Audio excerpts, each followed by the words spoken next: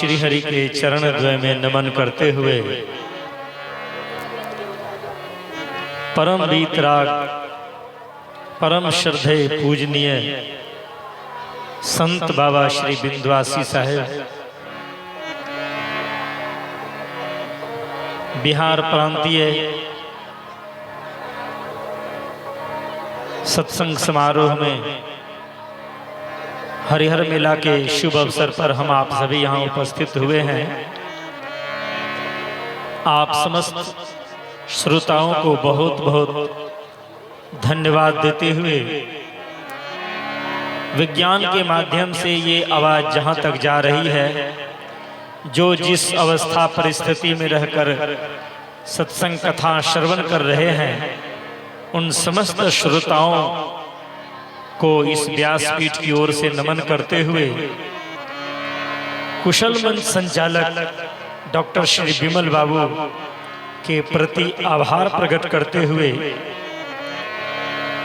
चूंकि बीच बीच में संबंध बना रहता है मोबाइल के माध्यम से और ये जानकारी हमें मिली, मैंने प्रयास किया आप सबके दर्शन के लिए और थोड़ी देर में अपनी सेवा प्रस्तुत कर रहा हूं भजन के माध्यम से।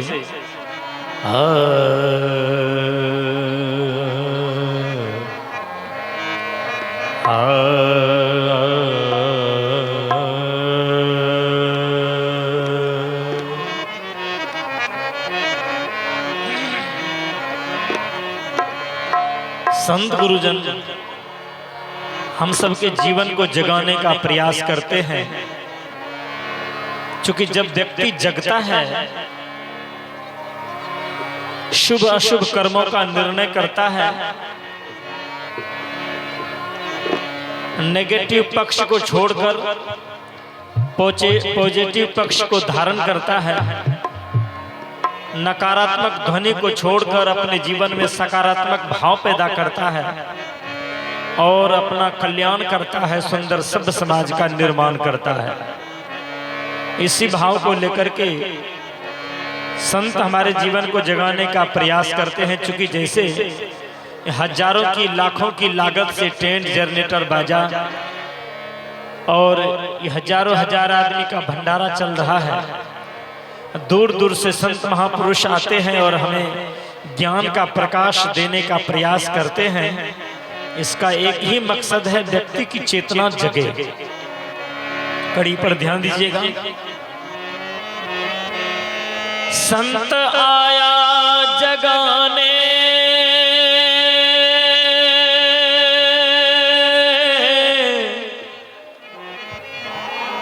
संत आया जगाने संत आया जगाने संत आया जगाने तू जाग रे, संत आया जगाने तू जाग रे, तोरे चूनर में लागे न दाग रे, तोरे चूनर में लागे न दाग रे। हाँ दाग रे, हाँ दाग रे, हाँ दाग रे, हाँ दाग रे, हाँ दाग रे, हाँ दाग रे, तोरे चूनर में लागे न दाग रे, तोरे चूनर में लागे न दाग रे।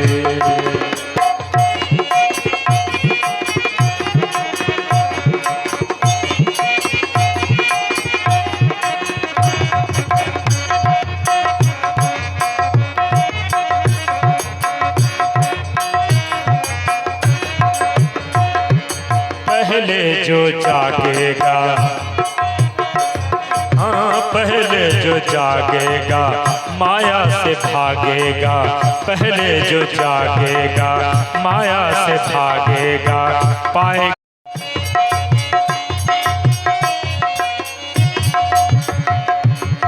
किसने बनाया है ये समझ न आया है। हाँ किसने बनाया समझ न आया है, सुंदर दिखे ये जहां, सुंदर दिखे ये जहां। आशा निराशा सब करके तमाशा सब, आशा निराशा सब करके तमाशा सब, चले जाते हैं फिर कहाँ, चले जाते हैं फिर कहाँ। है ये माया ठगनी अपनी ओर खींचे, है ये माया ठगनी अपनी ओर खींचे, कहीं ऊपर बैठा है तो कहीं नीचे। है ये माया ठगनी अपनी ओर खींचे, कहीं ऊपर बैठा है तो कहीं नीचे। हर तरफ ये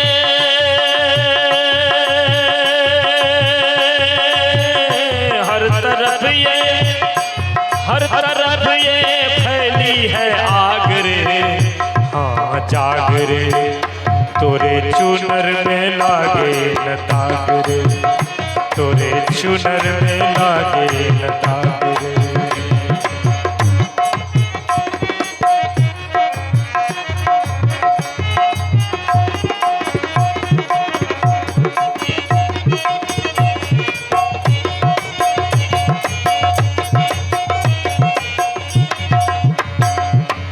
कुछ तो यत्न कर लो, उनको वरण कर लो, हाँ कुछ तो यत्न कर लो, उनको वरण कर लो। किनको? निर्धन है निर्बल है जो, निर्धन है निर्बल है जो, मान अपमान का है जो ताज धर दो मान। ये जो जीवन है प्रभु के तू नाम कर दो, ये जो जीवन है मान अपमान का है जो ताज धर दो, ये जो जीवन है प्रभु के तू नाम कर दो। तू किसी का भी,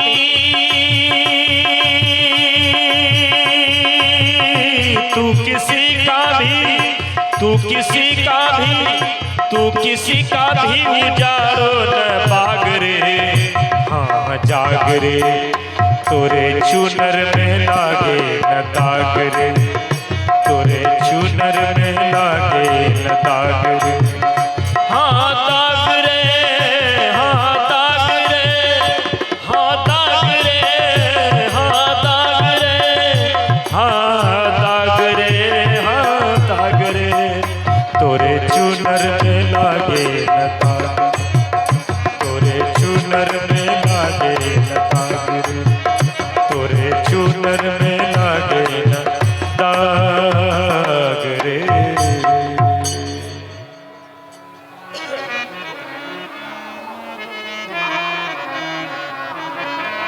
एक भजन और सदगुरु कबीर का,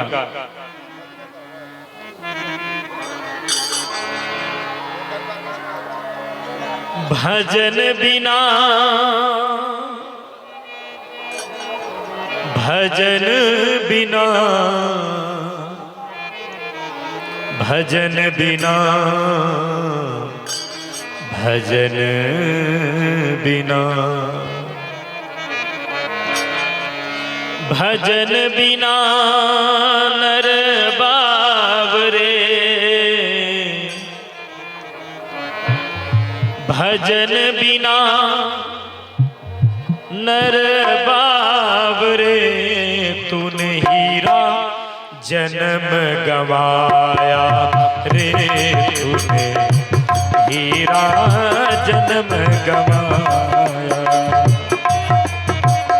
भजन बिना नर बावरे, तूने भजन बिना नर बावरे, तूने हीरा जन्म गवाया रे, तू हीरा जन्म गवाया।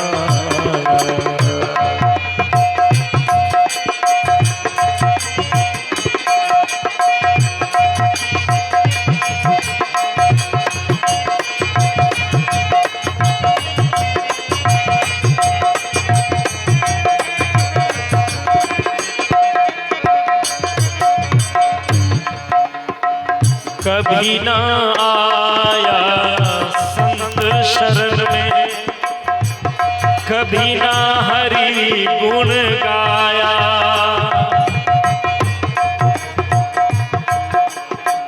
कभी ना आया संत शरण में, कभी ना हरि गुण गाया।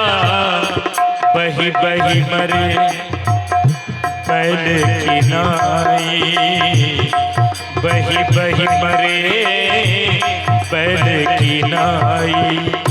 जो बोया सो पाया तूने, जो बोया सो पाया तूने। हीरा जन्म गवाया रे तूने, हीरा जन्म गवाया।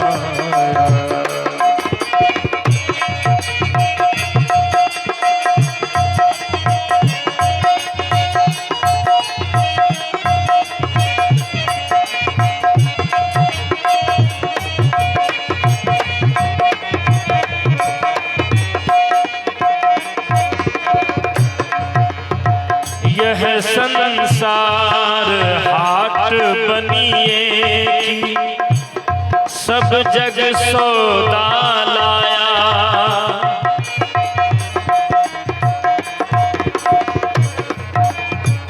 यह संसार हाट बनिए की, सब जग सौदा लाया। काहो किन्हा दाम चौगुना, काहू किन्हा दाम चौगुना। काहू मूल गवाया तूने, काहू मूल गवाया तूने। हीरा जन्म गवाया रे तूने, हीरा जन्म गवाया।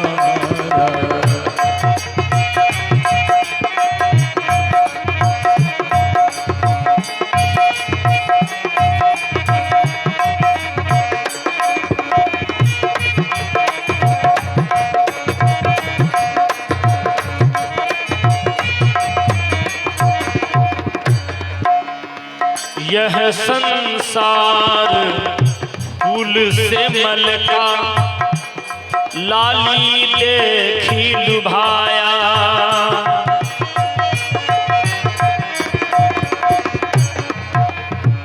यह संसार फूल से मलका, लाली देखी लुभाया। मारत चोंच रोई जब निकसी, मारत चोंच रोई जब निकसी। सिर धुनी धुनी पछताया तूने, सिर धुनी धुनी पछताया तूने। हीरा जन्म गवाया रे तूने, हीरा जन्म गवाया।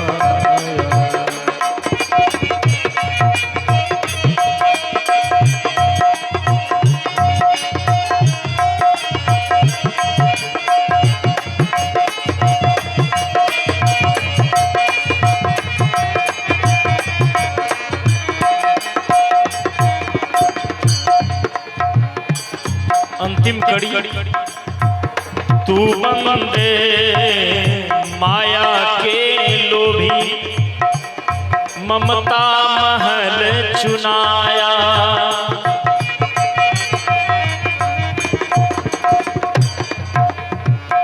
तू बंदे माया के लोभी, ममता महल चुनाया।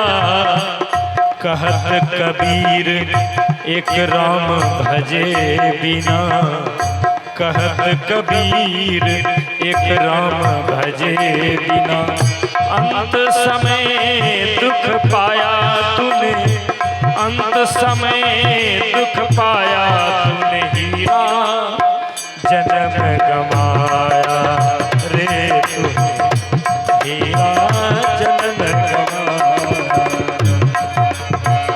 भजन बिना नर बावरे तूने, भजन बिना नर बावरे तूने, हीरा जन्म गवाया रे तूने, हीरा जन्म गवा, हीरा जन्म गवा, हीरा जन्म गवा।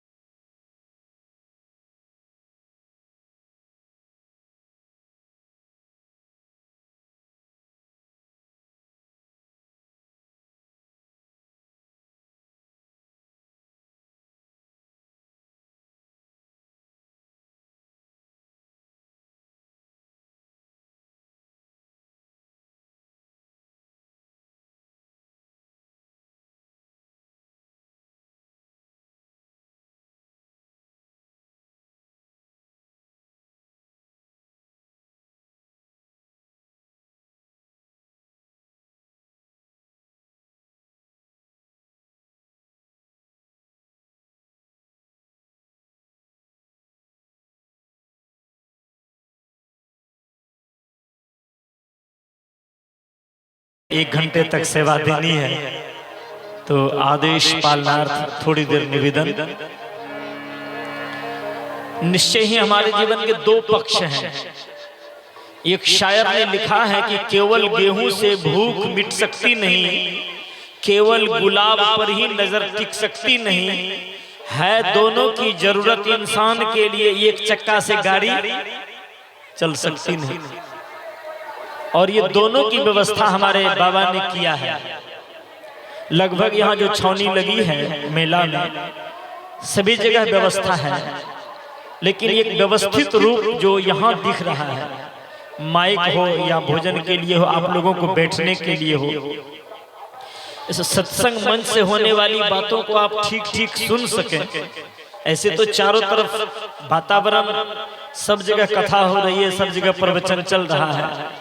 इसी बीच में जंगल में जाकर एकांत हो जाना बहुत सरल है, लेकिन बाजार में रह करके एकांत जीना ये थोड़ा कठिन जैसा लगता है। लेकिन यहाँ चारों तरफ से आवाज आ रही है, फिर भी मैं थोड़ी देर निवेदन करना चाहता हूँ कि शायर ने लिखा है कि केवल गेहूं से भूख मिट सकती नहीं, केवल गुलाब पर ही नजर टिक सकती नहीं है, दोनों की जरूरत इंसान के लिए, एक चक्का से गाड़ी चल सकती नहीं। एक चक्का से गाड़ी चलते हुए देखा है आप लोगों ने? हैं? ना, हम देखे हैं, सर्कस में देखे हैं। सर्कस की गाड़ी में केवल सर्कस दिखा सकता है, उसे यात्रा नहीं हो सकती है। यात्रा करने के लिए 2 चक्का की जरूरत है। तो यहाँ हमारे जीवन के 2 चक्के क्या क्या हैं? तो एकदम सरल भाषा में हमारे संतों ने कहा है कि भूखे भजन ना सबको याद है, ले लो अपनी भूखे भजन ना हो ही गोपाला, ले लो अपनी कंठी माला। यदि शरीर में भूख लगी रहेगी तो भजन हमको अच्छा नहीं लगेगा। तो उसके लिए व्यवस्था हमारे पूज्य बाबा ने की है।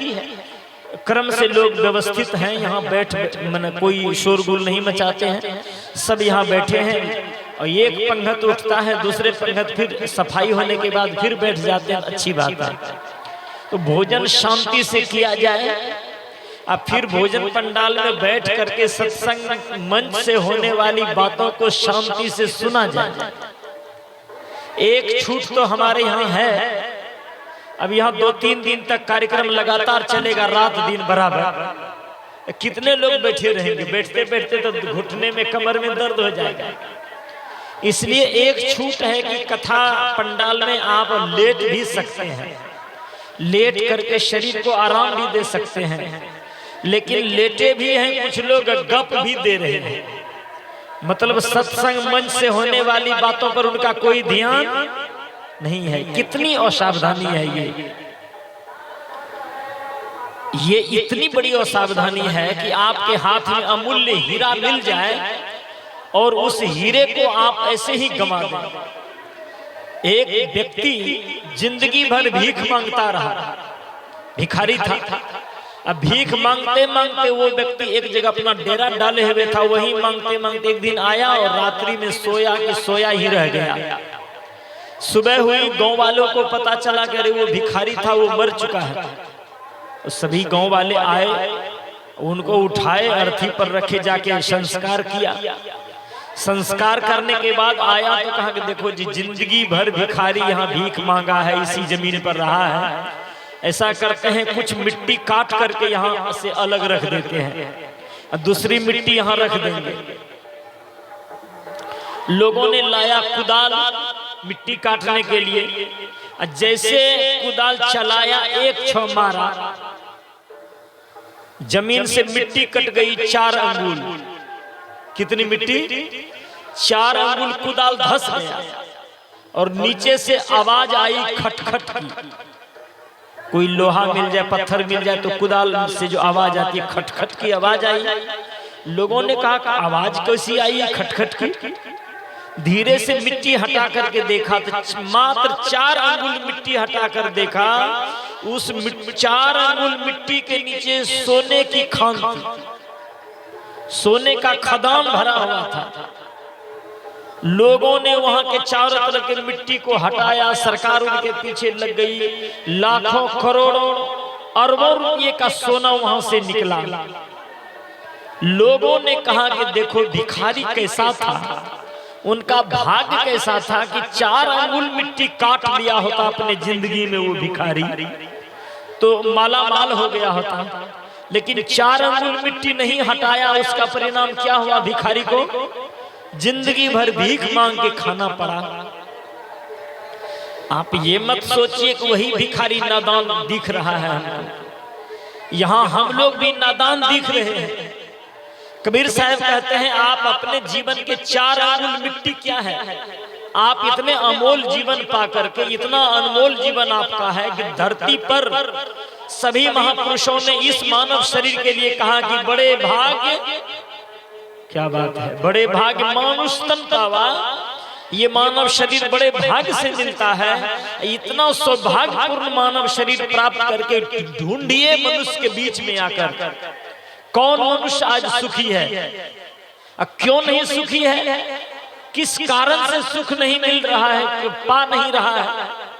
सुख तो मिला हुआ है लेकिन वो पा नहीं सकता है। क्यों? कहां हमारे जीवन में असावधानी हुई? उसी असावधानी को दूर करने के लिए हम क्या करते हैं? साल भर तक अपने घर में रहते हैं, काम धंधा करते हैं, छुट्टी नहीं मिलती है। चलो आज गंगा स्नान के बहाने मेला देखने के बहाने हम गंगा में स्नान भी करेंगे और वहां दूर दूर से संत महापुरुष आएंगे, उनके विचारों को सुनेंगे और 1 साल तक मौका ऐसे ऐसे संत यहाँ पधारते हैं जिनको बुलाने में आपको लाखों रुपये खर्च होंगे, फिर भी उनको लाखों रुपये आप जमा करके लाइन में लगे रहिए समय के लिए, वो समय नहीं मिलेगा। और वैसे वैसे संतों का पदार्पण इस मेले में होता है, अपना आशीर्वचन देते हैं। तो ऐसे आशीर्वचन को सुनने के लिए जाएंगे, गंगा स्नान करेंगे। अब पेट की व्यवस्था के लिए कुछ लोग अपने घर से दाल चावल गैस सिलेंडर मिट्टी का बर्तन आदि आदि लाते हैं, यहीं बनाते हैं खाते हैं। उनका ये भी लक्ष्य होता है कि आए हैं मेला में तो हम अपना बनाएंगे खाएंगे, लेकिन सत्संग भजन सुनेंगे। कुछ लोग वैसा नहीं कर पाते हैं तो उनके लिए भोजन की व्यवस्था है, संगत चल रहा है। तो हम अपने अनमोल जीवन को ऐसे खोते हैं, एक तो साल भर तक घर में सत्संग भजन नहीं मिल पाता है, तो चलो हम तीर्थ स्थान आ गए हैं, यहाँ संतों का वचन सुन करके हम अपने जीवन को तारेंगे। जहाँ जाकर के हमारे जीवन में तैरने की कला आती हो, उसी स्थान का नाम है तीर्थ।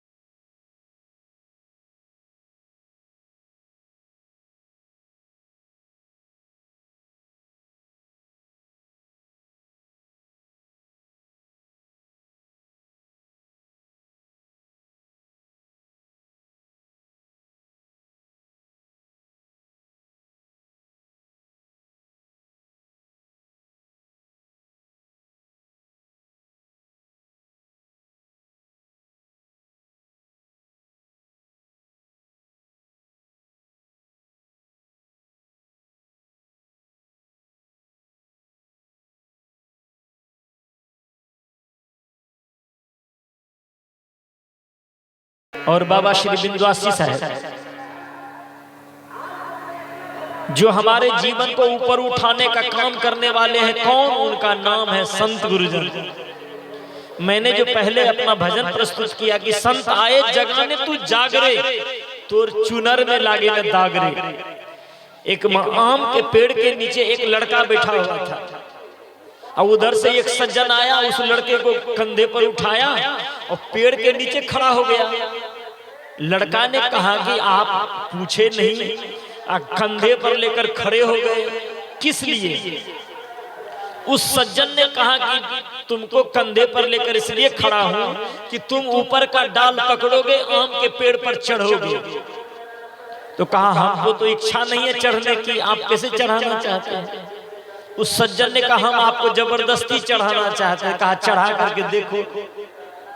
2 घंटे तक कंधे पर रखा, जब भारी लगने लगा कहा जल्दी पकड़ो ऊपर का डाल।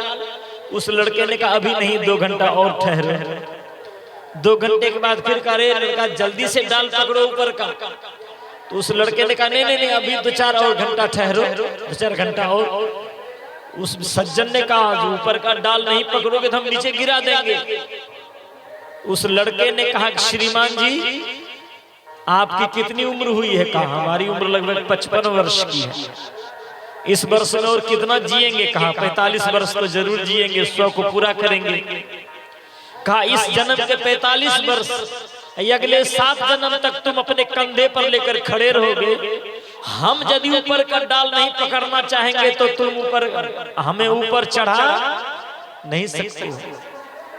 तो संत गुरुजन दूर दूर से आकर के हमारे जीवन को जगाने का काम तो करते हैं, लेकिन हम जगने के लिए राजी होंगे तो तब तो, हम जगने के लिए तैयार होंगे तब तो। जब हम जगने के लिए तैयार नहीं होते हैं तो इस धरती पर, भारत की धरती पर जो अध्यात्म से ओतप्रोत ये देश है, इस धरती को, भारत की धरती को दुनिया के देश के लोग गुरु देश मानते हैं। गुरु देश मान करके दुनिया के देशों से यहाँ बच्चे शिक्षा प्राप्त करने, दीक्षा प्राप्त करने आते थे। उसका परिणाम अभी भी तक्ष विश्वविद्यालय है, उसका परिणाम अभी भी नालंदा विश्वविद्यालय है कि दुनिया भर के लोग यहाँ शिक्षा प्राप्त करने आते थे, शांति प्राप्त करने आते थे, साधना की कला सीखने आते थे। भगवान बुद्ध इसी बिहार का रहने वाला, इसी बिहार की धरती पर जन्म लिया, दुनिया के आधे दर्जन देशों में अपना प्रचार प्रसार किया और दुनिया मानती है इनको। इस देश के सज्जन, इस देश के लोग, जिस देश में आयुर्वेद रत्न पैदा हुए हो, महर्षि चरक को पढ़िए, महर्षि सुश्रुत को पढ़िए, महर्षि वांगभट्ट को पढ़िए, महर्षि चमन को पढ़िए, ऐसे ऐसे महापुरुष हुए हैं जो हमारे जीवन को स्वस्थ बनाए रखने के लिए शास्त्रों में वर्णन कर दिया है कि आप अपने जीवन को कैसे स्वस्थ रखेंगे। हम सावधान नहीं हुए।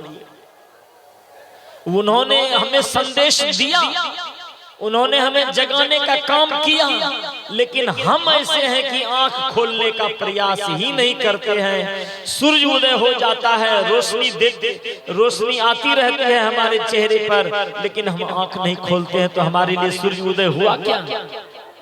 यदि भारत देश के लोग इतने रोगी हो जाएं, भारत देश के लोग इतने अशांत हो जाएं, तो इस धरती पर बुद्ध, महावीर, कबीर, दादू दरिया, नानक, पलटू, राम, कृष्ण को आने का क्या मतलब?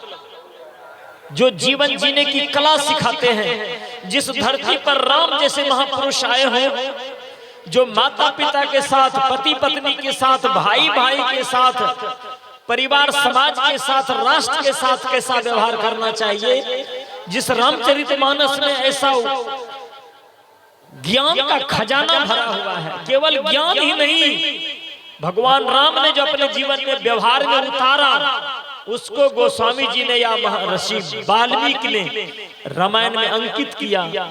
ऐसे धर्मशास्त्र हमारे यहाँ हो, कर्म में रूपांतरित करने वाले भगवान श्री कृष्ण, राम सुमिर के रहम करे ना सो कैसे सुख पाएगा, कृष्ण सुमिर के कर्म करे ना यूं ही जग से जाएगा। जिस धरती पर भगवान कृष्ण जैसे व्यक्ति आए हों और अपने जीवन की ऊर्जा से प्रेम की बांसुरी बजा करके राष्ट्र में, समाज में प्रेम पैदा करने का काम किया हो, प्रेम को विस्तार रूप दिया है तो भगवान श्री कृष्ण ने दिया है। उस देश के लोग यदि ईर्ष्या से जले, उस देश के लोग यदि कटुता में जले, उस देश के लोग यदि रोगी होकर के जिए, तो क्या फायदा हुआ राम, कृष्ण, बुद्ध, महावीर, दादू दरिया, नानक, पलटू आदि आदि संत को आने का? कोई फायदा नहीं। इसलिए श्रोताओं, मौका मिला है सत्संग सुनने का, कथा सुनने का, और इस सुन करके अपने जीवन में कल्याण प्राप्त करने का निवेदन करता हूं। एक बार पुनः, हमारे जीवन के 2 पक्ष हैं, एक अध्यात्म पक्ष, एक भौतिक पक्ष। भौतिक पक्ष को आप मजबूत करना चाहते हैं तो 3 शब्द पर ध्यान दीजिएगा। भौतिक पक्ष आपका मजबूत होगा श्रम से, और मानसिक पक्ष, मानसिक जगत संतुलित होगा प्रेम से और आध्यात्मिक जगत के परम ऊंचाई को छुएंगे संयम से। हमारे जीवन के 3 शब्द प्रेम, संयम, प्रेम और श्रम। श्रम करेंगे तो आपके जीवन में भौतिकोपलब्धि होगी। समाज से, व्यक्ति से प्रेम करेंगे तो आप प्रेम देंगे तो दुनिया भी आपको प्रेम देगी। और आप अपने जीवन में संयम करेंगे तो आपको अपने जीवन में शांति आएगी। तो श्रम का मार्ग है समाज के लिए, राष्ट्र के लिए। प्रेम का मार्ग है राष्ट्र के लिए, लेकिन संयम का मार्ग है स्वयं के लिए। संयम करेंगे तो आपको अपने जीवन में शांति आएगी। मैं निवेदन करता हूं, समाज में, राष्ट्र में कैसे शांति आएगी? कबीर की वो साखी आपके जीवन में आई होगी, आपने सुना होगा, वाणी ऐसी बोलिए, वाणी ऐसी बोलिए, मन का पाखो, औरन को शीतल करे, आप शीतल हो। कबीर देव ने कहा, मेरे प्यारे, जीवन में यदि शांति चाहते हो तो एक व्यक्ति दूसरे व्यक्ति से जुड़ता है। जुड़ने का माध्यम कौन सा है? हम आपसे जुड़ते हैं, जुड़ने का माध्यम क्या है? मान लीजिए अभी भारत में कोई अमेरिका का व्यक्ति आ जाए या जापान का आदमी आ जाए, जैपनीज बोले, उनको हिंदी नहीं आता हो, अंग्रेजी नहीं आता हो बोलने के लिए, और जापानी भाषा बोलेगा तो हम आप तो समझेंगे नहीं। कोई जापानी भाषा समझने वाला एक व्यक्ति आ जाए तो उनसे उनका तालमेल बैठ जाएगा कि नहीं? हम एक दूसरे से जुड़ते हैं, जुड़ने का माध्यम क्या है? भाषा। कबीर देव कहते हैं कि एक मनुष्य दूसरे मनुष्य से जुड़ेगा, उसका माध्यम है भाषा। जिस व्यक्ति की भाषा मधुर हो जाती है, जिस व्यक्ति की भाषा पवित्र हो जाती है, वो व्यक्ति समाज से जुड़ जाता है। जी, हम भी जुड़ गए हैं आपसे बाबा, कोई बात नहीं है। और भाषा से भी जुड़े हैं और आशा से भी जुड़े। देखिए अभी इनकी वाणी तो हम लोग, अभी तो मैंने कह दिया कि 1 घंटा, लेकिन देखिए कितना देर चलता है। छोड़ने की इच्छा नहीं है, छोड़बो नहीं है, करेंगे। जब बजे ट्रेन है तब बजे में देखा जाएगा। और हमारे बाबा, हमारे इस संघ के महामंत्री, जिनके द्वारा संचालित ये सारा कार्यक्रम है, हमारे बाबा के इस बात को सुनते हुए और अपने हृदय के द्वार को खोलते हुए 501 रुपया हमारे बाबा के लिए उन्होंने प्रदान किया है, अपना स्नेह व्यक्त किया है विंध्यवासिनी बाबा की तरफ से। इसे बाबा आप स्वीकार करें और एक बार ताली जोर से बजाइए। ताली भी कंजूसी करके बजाते हैं। हाँ, कंजूसी तो है ही है। भात दाल खा लिए हैं, सुस्ती हो रही है शरीर में। ताली भी उद्गार पूर्वक बजाना चाहिए। क्योंकि अब किस विषय पर बोलूंगा, केवल ताली पर ही बोलूंगा तो 1-2 घंटे से काम नहीं चलेगा। हमारे जीवन में ताली का क्या प्रभाव पड़ता है? देखिए, खुदा ने जिंदगी दी है तो किस बात का है गम। खुदा ने जिंदगी दी है तो किस बात का है गम। ताली वही बजाए जिसको हाथ में हो दम। क्या बात बजाइए तो भाई। धन्यवाद। श्रोताओं, ताली बजाने से, सुन लीजिए, ताली बजाने से हमारे हाथ में कई पॉइंट्स हैं। इस विद्या का नाम है एक्यूप्रेशर। आपके शरीर में जो भी बीमारी हो, सर्दी खांसी से लेकर कैंसर तक भी बीमारी यदि आ गई हो, उसका कारण क्या है? देखिए एक चीज और बता देते हैं आपको। एक्यूप्रेशर जो बाबा बोल रहे हैं ना, ये योगाचार्य भी हैं। आप लोग जान लें, अगर किसी बीमारी से आप लोग ग्रसित होंगे तो प्रोग्राम के बाद इनसे मिल सकते हैं और उसका निदान खोज सकते हैं। बहुत ही अच्छे योगाचार्य हैं। बाबा रामदेव जी के संसर्ग में इन्होंने अपने सारे योग को सिद्ध किया है। अभी भी वहीं रहना होता है जी। तो इस बारे में भी अगर कोई आदमी जानना चाहेंगे तो कार्यक्रम के बाद इनसे जान सकते हैं। आपके शरीर में जितने प्रकार की बीमारी आती है सबको ठीक करने का पॉइंट इसी हाथ में है। कौन सी बीमारी कैसे ठीक होगी, किस पॉइंट के दबाने से, उस सारी बीमारी को ठीक करने का पॉइंट है हाथ में। इसलिए जोर से जो ताली रोज बजाता है, अच्छा एक व्यक्ति को आपने देखा होगा ट्रेन में चलता है, वो दिन भर ताली बजाता रहता है, वो मांगता रहता है लारे 10 रुपए, देखे कि नहीं? जो इस जिंदगी में सत्संग भजन कथा में ताली नहीं बजाता है, भगवान जीवन भर ताली बजाने के लिए उसी जोनी में भेज देता है। समझ लीजिए, तुम जीवन भर ताली बजाते रहना। इसलिए इस जीवन में पूरा ताली बजा लीजिए झूम करके। शब्द पर ध्यान दीजिएगा, मैं आपसे ताली बजवाऊंगा कुछ गुनगुना करके। ताली बजा बजा कर शुरुआत कीजिए, गुरु नाम में क्या बंदिश दिन रात लीजिए। गुरु नाम में क्या बंदिश दिन रात लीजिए। ताली बजा बजा कर, ताली बजा बजा कर शुरुआत कीजिए। प्रभु नाम में क्या बंदिश दिन रात लीजिए। प्रभु नाम में क्या बंदिश दिन रात लीजिए।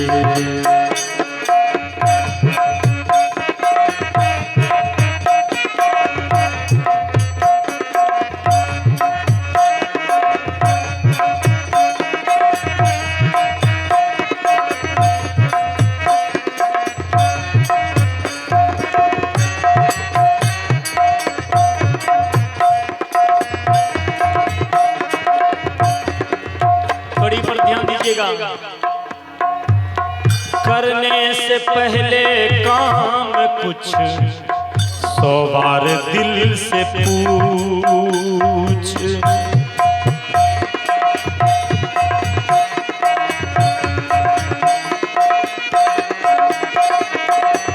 करने से पहले काम कुछ 100 बार दिल से पूछ।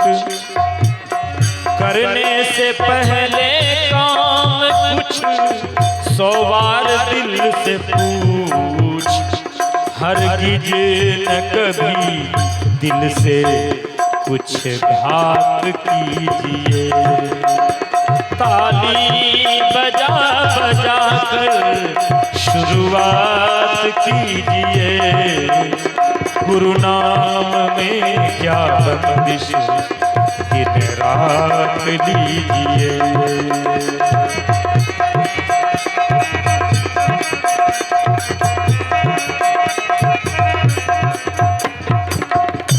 गुरु नाम में क्या बंदिश दिन रात लीजिए। और कैसे लीजिए? ताली बजा बजा कर लीजिए। आपके जीवन का इलाज भी हो जाएगा। आइए कड़ी पर ध्यान दीजिए। जो मैं निवेदन कर रहा था, मेरा निवेदन क्या था? हम एक दूसरे से जुड़ते हैं, उसमें माध्यम क्या है? हमारी भाषा है। भाषा को जो व्यक्ति मधुर बना लेता है वो व्यक्ति शांति से जीता है। कड़ी पर ध्यान दीजिएगा। मृदुवाणी सुंदर बरताव, जो नहीं जानते हैं इस लाइन को याद कर लीजिएगा। यहाँ से मेला से जाने के बाद 24 घंटा अपने जीवन में यही गुनगुनाते रहिएगा। चूंकि कबीर साहब ने कहा, सोई कहता सोई होऊगे। जो तुम मन से चिंतन करोगे, जो तुम वाणी से बोलोगे, जीवन तुम्हारा वैसा ही हो जाएगा। यदि मन से 24 घंटा चिंतन करोगे कि हमारी वाणी मधुर हो जाए, हमारा चिंतन सही हो जाए, तो हमारा व्यवहार सही हो जाए, तो तुम्हारा व्यवहार सही हो जाएगा। इसलिए सोई कहता सोई होऊगे। जो आप कहेंगे आप वही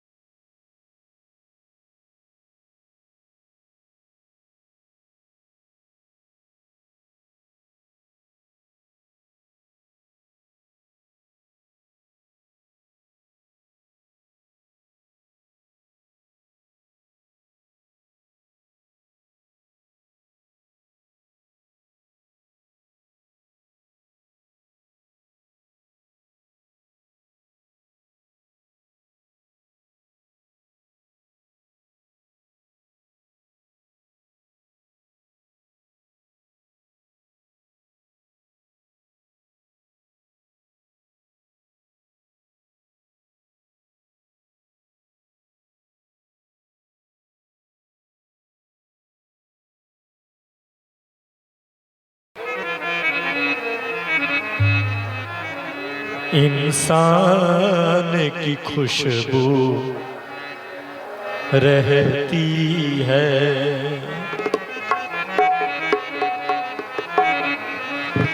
इंसान की खुशबू रहती है। इंसान बदलते रहते हैं, इंसान की खुशबू रहती है। इंसान बदलते रहते हैं, दरबार लगा रहता है मगर दरबार लगा रहता है मगर दरबान बदलते रहते हैं, इंसान की खुशबू रहती है।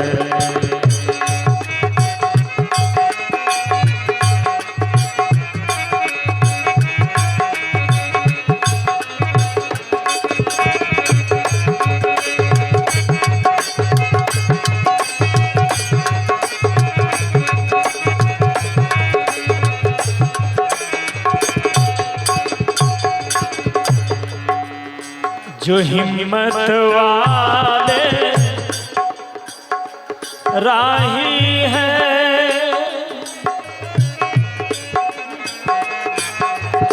जो हिम्मत वाले राही है, तूफानों से टकराते हैं। जो हिम्मत वाले राही है,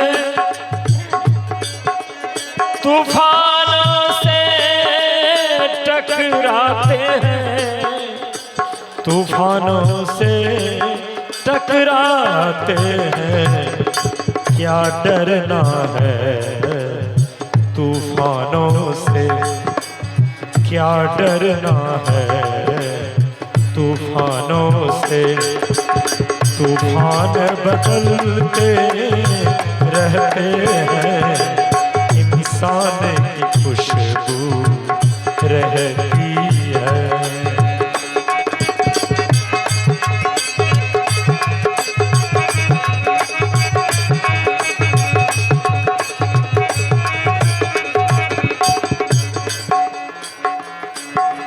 जो इकरारों के पक्के हैं, जो इकरारों के पक्के हैं, इकरारों पे मिट जाते हैं, इकरारों पे मिट जाते हैं। जो बातों के हैं बातूनी, जो बातों के हैं बातूनी, ऐलान बदलते रहते हैं, इंसान की खुशबू रहती है।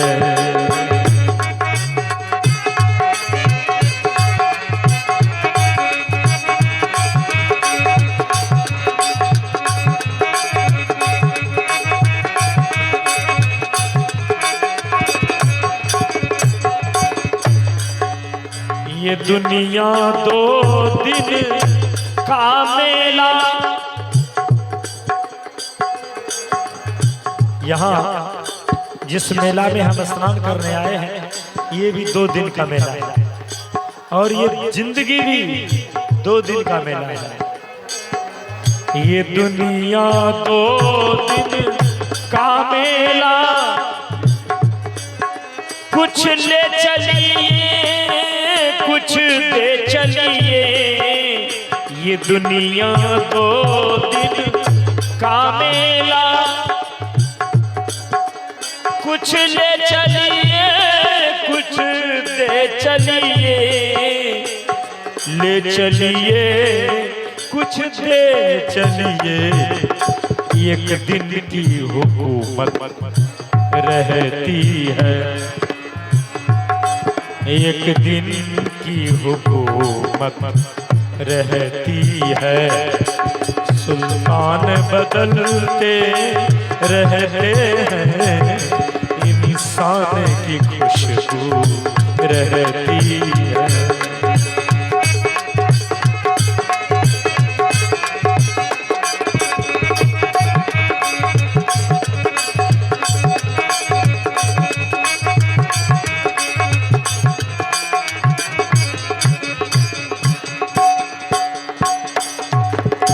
एक दस्तरखान है ये दुनिया। इस भजन में उर्दू लफ्ज आ रहे हैं कहीं कहीं, शब्द पर ध्यान दीजिएगा। दस्तरखान उसे कहते हैं जहां मेहमान आते हैं, बैठते हैं, भोजन करते हैं, चले जाते हैं, लेकिन वो दस्तरखान लगा रहता है। कड़ी पर ध्यान दीजिएगा। एक दस्तरखान है ये दुनिया, सब मौत के लुकमा बनते हैं। लुकमा कहते हैं ग्रास को, जो हम भोजन करते हैं ग्रास, उसको कहते हैं लुकमा उर्दू में। कड़ी पर ध्यान देना। एक दस्तरखान है ये दुनिया, सब मौत के लुकमा बनते हैं। मौत के लुकमा बनते हैं। रहता है दस्तर खाने बिछा, रहता है दस्तर खाने बिछा। मेहमान बदलते रहते हैं, इंसान की खुशबू रहती है। इंसान बदलते रहते हैं, दरबार लगा रहता है मगर दरबार बदलते रहते हैं।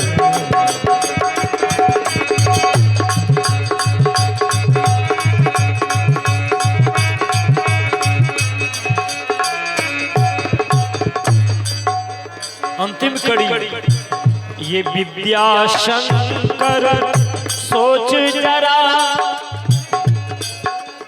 ये विद्या शंकर सोच जरा, क्या रखा है वरदानों में, क्या रखा है वरदानों में।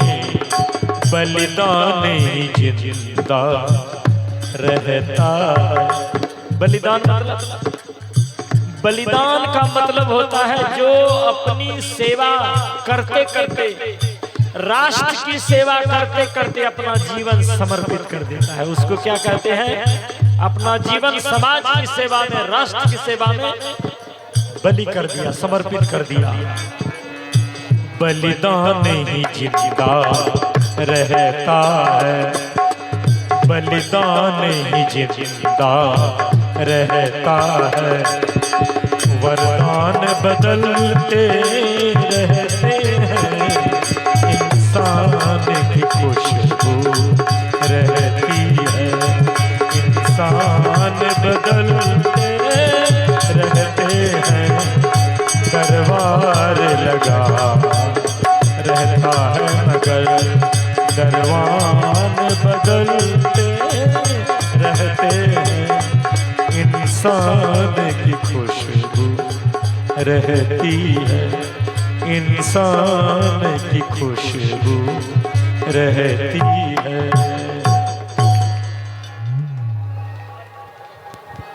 इस भजन के साथ एक और छोटा भजन आ गया है। हम कालिया, क्योंकि भजन के साथ जो मैंने विषय रखा था कि ये दुनिया 2 दिन का मेला, कुछ ले चलिए कुछ दे चलिए। अब क्या लेना है क्या देना है तो ये थोड़ा सा स्पष्ट कर दूं। किसी व्यक्ति को आप 100 रुपये दीजिए, दुकान भेजिए कि जाओ अमुक सामान ले आओ। वो व्यक्ति जाए दुकानदार के पास, पैसा दे दे, सामान लेकर नहीं आवे, उसको आप लोग क्या बोलिएगा? हम नहीं बोलेंगे, आप लोग बोलिए क्या बोलिएगा? पैसा दे दिया, सामान नहीं लिया, उसको क्या बोलेंगे? नादान। उसको क्या बोलेंगे? नादान। पैसा दिया सामान नहीं लिया, अरे नादान, सामान कहाँ है? अच्छा, सामान ले ले पैसा नहीं दे तो उसको क्या बोलेंगे? अरे वो सीधा है, सीधा सा स्पष्ट बात है, सब बोल जाइए। सामान ले लेना पैसा नहीं देना, अरे बाद बगल में बाबा बोलते हैं बेईमान, हमने बोलेंगे नहीं तो मंच से उतरने के बाद हमारा भी क्लास कोई ले लेगा, आप बेईमान बोल रहे थे हमको। तो सामान ले ले पैसा नहीं दे तो बेईमान, सामान पैसा दे दे सामान नहीं ले तो उसको नादान। अब आप लोग हृदय पर हाथ रखकर कहिए कि आप लोग नादान बनना चाहते हैं कि बेईमान बनना चाहते हैं कि इंसान बनना चाहते हैं? तो इंसान हर व्यक्ति न नादान बनना चाहता है न बेईमान बनना चाहता है। बेईमान व्यक्ति को भी कह दीजिए तुम बेईमान हो तो उनको गुस्सा लगता है, नादान को नादान कहिए तो गुस्सा तो उठ ही जाता है। नादान को कहिए कि आप बहुत होशियार हैं तो वो फूल के महंत बन जाएगा। बेईमान के सामने कि अरे बात क्या बात करते हैं, आप जैसा ईमानदार व्यक्ति धरती पर नहीं खोजने से मिलेगा। वो कहता है क्या बात है, आप ही हमारे लायक मिले। मतलब बेईमान कहाना नादान कहाना कोई पसंद, हर व्यक्ति अपने जीवन में इंसान बनना चाहता है, इंसान कहना चाहता है। इंसान की भूमिका क्या है? जो सामान आपने लिया जितना दाम का उतना दाम उसको दे दीजिए तो आप न नादान बनेंगे न बेईमान बनेंगे, आप इंसान बनेंगे।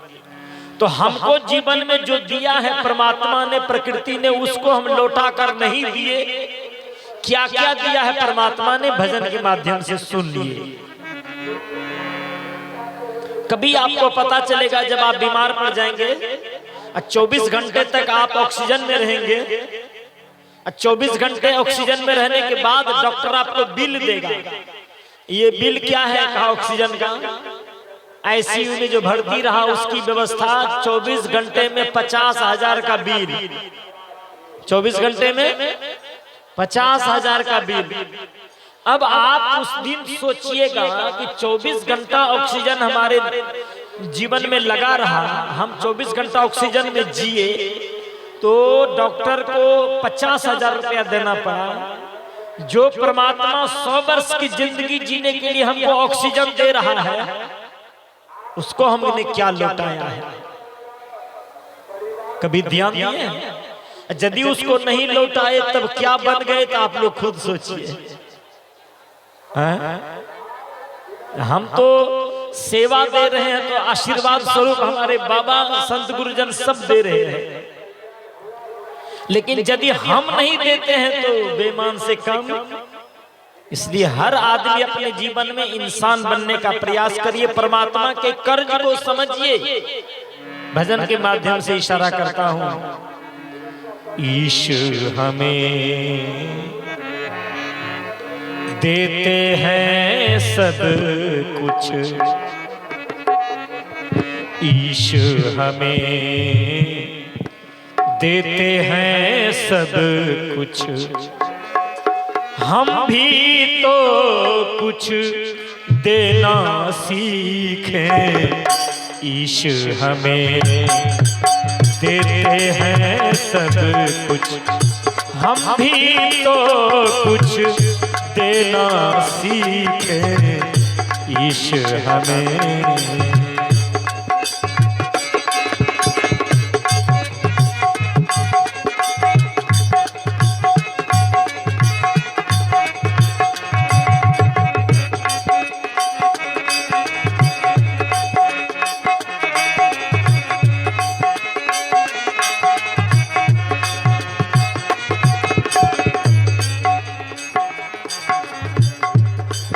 परमात्मा हमें क्या क्या देता है, कड़ी पर ध्यान दीजिएगा। हवा प्रकाश हमें मिलता है, मेघों से मिलता है पानी,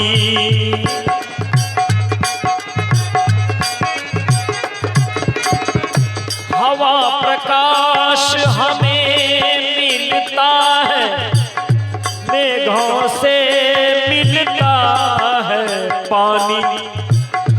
यदि बदले में कुछ नहीं देते इसे कहेंगे बेईमानी, इसे कहेंगे बेईमानी। इसीलिए दुख भोग रहे हैं, इसीलिए दुख भोग रहे हैं। दुख को दूर भगाना सीखे ईश हमें।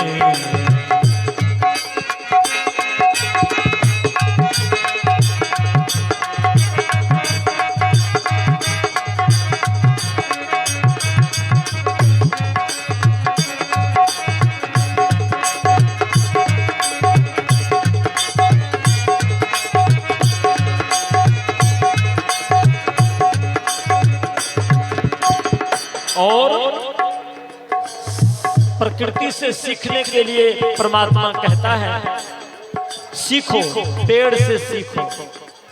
तपती धरती पर पथिकों को पेड़ सदा देता है छाया।